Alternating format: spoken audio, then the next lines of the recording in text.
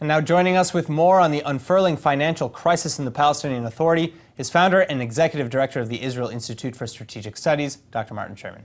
Dr. Sherman, thank you again for coming in. Good to be back with you. Okay, so how do you think Israel really can react to a financial crisis? And assuming that the Palestinian Authority continues to reject all these payments, what do you think the effects of such a crisis will be on Israel? Well, I think this is a great opportunity because, as you know, I've been advocating for many years incentivized immigration from the Palestinian territories. I think anyone who can count knows that's the only long-term solution for Israel and its long-term survival. So I think this is an opportunity to let Palestinian Authority collapse and offer non-belligerent Palestinians money, perhaps even from the money that Israel is withholding, to find a better and more secure life elsewhere. I mean, the withholding of the funds is completely justified unless you expect Israelis to finance their own slaughter.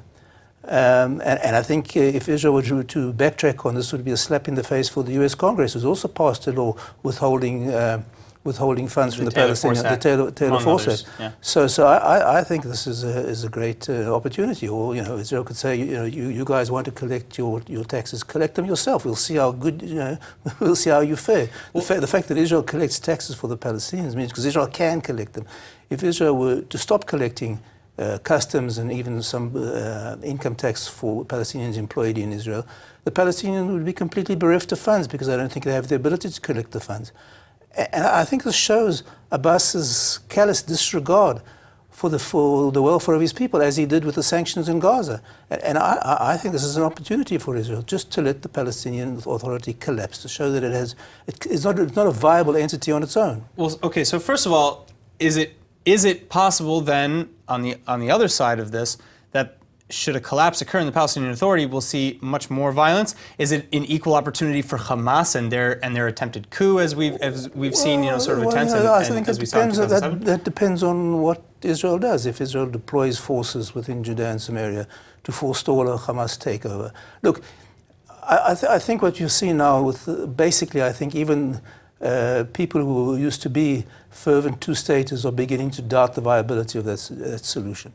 Now, if you envisage any other solution, it will entail the dismantlement of the Palestinian Authority and eventually of the Hamas government in Gaza. I mean, what's going to happen in Gaza, for instance, in 20 years' time or 15 years' time? What's going to happen if things keep going on this trajectory, and there's no reason to think that they won't? It would be untenable. In fact, the only thing that is preventing a mass exodus of Palestinians from Gaza is the lack of money. So well, everyone who has money, Turkey has become the promised land of the moneyed class in Gaza. And if you read foreign reports there's a huge desire to leave. And I think the Palestinians as an entity have failed the test of history. They've been given every possibility, more than any other national liberation movement, to prove that they can manage their own affair. And they failed dismally.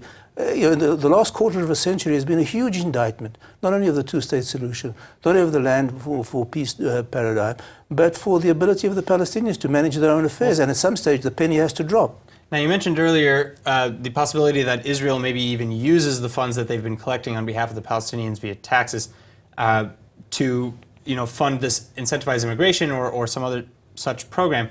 Is that Israel's money to do with what it wants? I mean, can Israel take that money and pay it? But the Palestinians don't want it.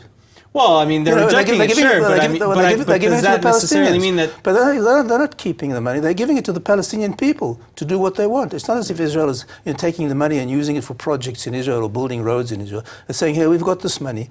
Your leadership has failed you. Take the money and find a better life elsewhere. I can't think of anything more moral. All right, well...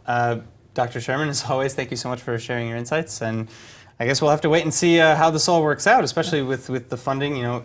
The situation is devolving, and nobody really knows how that's going to end up, so we're gonna see. Thank you so much. Thank you.